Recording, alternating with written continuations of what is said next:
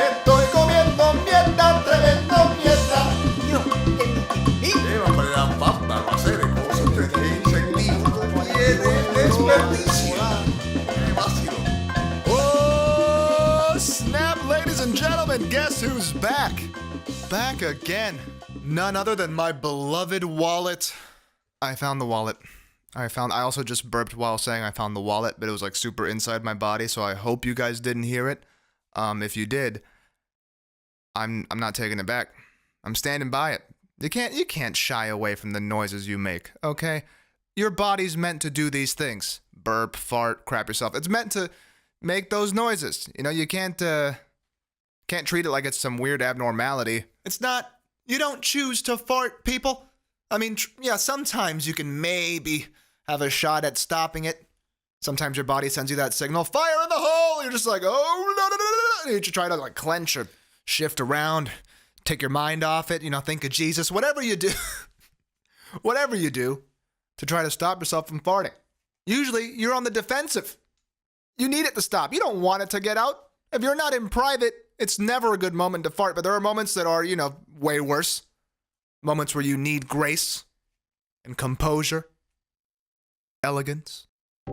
Dearly beloved, we are gathered here today to join Billie Jean and Henry in holy matrimony.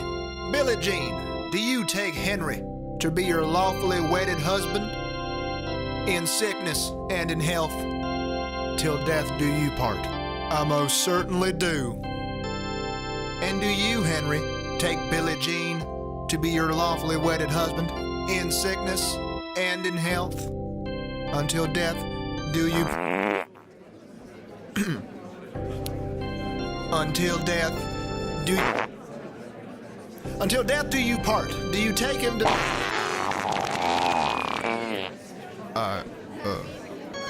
I do. You know what? I don't usually do this, but Billie Jean, I'm gonna give you a second chance, pal. It ain't too late to turn back on all of this. I'm just saying, it ain't too late to return this purchase, buddy. You got the receipt. I'm at the register. Let's do this. We can backtrack it all right now. Oh, come on, Father McKinley. I love him. By all means, Billie Jean, feel free to marry him if you want to. But as a servant of the Lord, I have a responsibility to tell you when I recognize evil incarnate. I'm not saying Henry's a bad man. I'm not saying that Henry himself is evil. I don't know who his soul belongs to, but I can say with utmost certainty that Lucifer has a down payment on that anus. Holy hell, Dante was wrong. 9 circles of hell. There's a 10th right there, and it's got doo-doo on the rim, ladies and gentlemen. That's all I'm saying. Now everyone calm down. Father McKinley does eventually marry Billie Jean and Henry, and after a quick change in diet, they live happily ever after. I think it goes without saying that beans are off the menu, but I'm sure the sweet taste of love will be more than enough. I feel kind of weird. I drank a lot of coffee earlier, because I was planning on doing the podcast way earlier in the day, so chugged back a bunch of coffee. Once I did that, life happened. Here we are 4 hours later. I'm eating dinner now. It's pasta, so I thought, you know what? Let's complete this Italian mojo. Have a little wine. Had the wine. After I'm done with the whole meal, still gotta do the podcast. So now I'm thinking, how about a little bit of coffee? So I went back to the fridge, got a Starbucks coffee. Not a plug. I didn't buy it, people. Okay, I didn't spend my hard-earned money on this. Somebody gave it to me. It wasn't expired, so I drank it. I'm not a waster. I'm not perfect either. I look a gift horse in the mouth, but if the gift is not expired, I drink it. Anyway, I drink the coffee thing.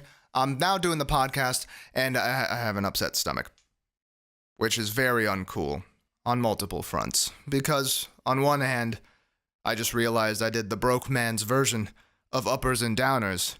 And on the other hand, because of this result, I now know that I can't even handle the rich man's version of uppers and downers. If I can't do coffee and wine, how in the world am I supposed to hang out with rock stars doing cocaine and vodka? Oi, yeah you, come over here. Come on, man. Doing a little bit of blow, you interested? Oh, Liam Gallagher, I'd love to. I mean, I can't. Just a little bit, man.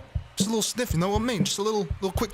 It's not a big deal, man. I did the, coffee and wine. It just messes with my tummy. Did you just say tummy?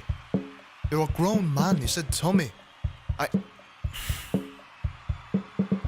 I'm not invited to the cocaine party anymore, am I? No, definitely not. That's not cool, man. Look, I don't say it all the time, Liam Gallagher. I think you do, my son. You know, you look like you go home, look at your girl in the eyes and say, hey, baby, I'm gonna come on your tummy. I think you say that, man. Okay, all right. Thank you, Liam Gallagher. I'm leaving now, all right? You can keep your cocaine and all the rest of your paraphernalia. I didn't want it anyway. Oh, sure. Never did. Yeah, whatever, man. There's no take backsies. Oh, Jesus. Oh. That's baby powder, isn't it? You know, oddly enough, my latest random hobby has been watching interviews of the Gallagher brothers. That's my newest hobby. A lot of people consider creative things to be hobbies, but I don't consider any of the creative things I do to be hobbies. My hobbies are the weird things I do in between those things, like watching a marathon of Oasis/Gallagher brother interviews. They're just funny. They're just two of the best interviewees that I've ever seen in terms of being just dismissively hilarious. They're just naturally funny through their attitude. It's my favorite show right now. The Gallagher Brothers interview collection on YouTube is my favorite show, and it's just one long season of awesome. It's great, but it's also kind of weird. There's a weird tragedy to this whole thing. It's like a forgotten Shakespearean tragedy. When you watch both brothers doing their interviews and then realize they have this huge animosity towards each other, despite the fact that they're kind of the same person. If you see their interviews, it's the same personality in two different bodies. Maybe Liam Gallagher has like his I don't give a shit knob just turned slightly higher. But overall, they're the same. It's the same dude. And so the situation just has this weird level of profound to it, where it's like these two brothers are acting out some kind of performance art piece where they demonstrate the idea of self-loathing. It's this weird thing, but very funny. Not that they hate each other. That's an unfortunate situation, but both of those dudes are funny as hell, and I sincerely hope I get to meet them one day. Just not at the same time. I'd rather not be between two grown men screaming. Lots of family tension. I don't want to be there. But then again, maybe I could be helpful, you know? What if I could bring them back together? What if I could be the thing that unites these two worlds once again and brings back Oasis? That might not be such a bad idea, right? I can see it now. They're there arguing backstage. You suck, man. I hate you. I just show up out of nowhere. Guys, hey, calm down. What are you doing? You're brothers, man. What would John Lennon say about this? You know, I think actually I know what John Lennon would say about this. And I think you do too. So how about we all sing together as one? All we are saying, that's right, is give peace a...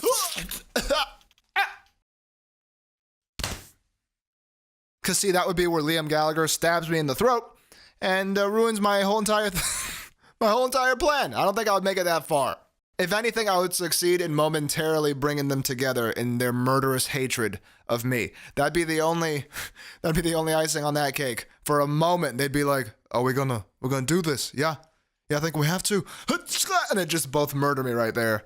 And for a brief moment in time, there was brotherly love once again. Hope I get to meet them someday. We'll see how that goes. But right now, I want to focus on you. How are you doing, my lovely, lovely listeners? How are you? How's Christmas treating you? Gotta be careful around this time. You do, psychologically speaking. I love Christmas, but one thing we don't really focus on during Christmas is that it's like dynamite for your yearly emotions. Like whatever you're normally at, whatever your default level is of emotion, whether you're like moderately happy and grateful, you know, one of those cheery people, or if you're kind of moderately depressed all year, just kind of like, this sucks, but whatever. That whatever part goes away during Christmas. Christmas jacks everything up. You're moderately happy, you're there screaming, skipping down the road. I'm so grateful. My life is wonderful. If you're depressed, whew, this time is rough. Anything reminds you of you. Anything will remind you of how you feel about your life. You're walking through a park and you see a tree standing there, just one tree. Suddenly you're crying. Yo, buddy, hey, what's wrong? Why are you crying? No, it's nothing. It's just, I see that tree and I just started thinking like, why would all his friends move away? You know, like why? They could have all been here together, but they decided to just start going different places and not look at him. He's just there alone. Right. listen, I don't know you. I just saw you sobbing super hard in the middle of the park, so I thought I'd check on you. But that being said, I'm pretty sure you're not talking about the tree. You're right. I'm not. I'm talking about me. I just feel so alone, you know? It's amazing. How'd you see right through me, man? It's like we're connected. It's like we were born to be buds. Or it's like, you know, you're very transparent with your emotions, so you're easy to read, you know? No. I seriously feel like a connection to you, man. Like, you know, we could be friends. We should hang out sometime. Or, no. I gotta go, bud. Bye. The point is, Christmas can get dark, ladies and gentlemen. If not for you, for somebody you know. So reach out and check on those people that you care about, that you truly care about. Do it if you really care, because the person on the other side will know if you if you really care. If they get a text from somebody they haven't seen since middle school, hey buddy, just checking in on you. How are you doing? It doesn't mean anything. It doesn't mean anything. So just think about who you truly care about, and then ask yourself if you have checked up on them in a while, or ask yourself if you've been listening closely enough. A lot of us hear, but we don't listen. Or we don't look for underlying messages. You know what I mean? Like we don't check in on the subtext. It's all, how are you? Oh, I'm doing good. Oh, awesome. Face value. Move along. That's, you know, do a little excavation. Ask some questions. Ask some follow-up questions.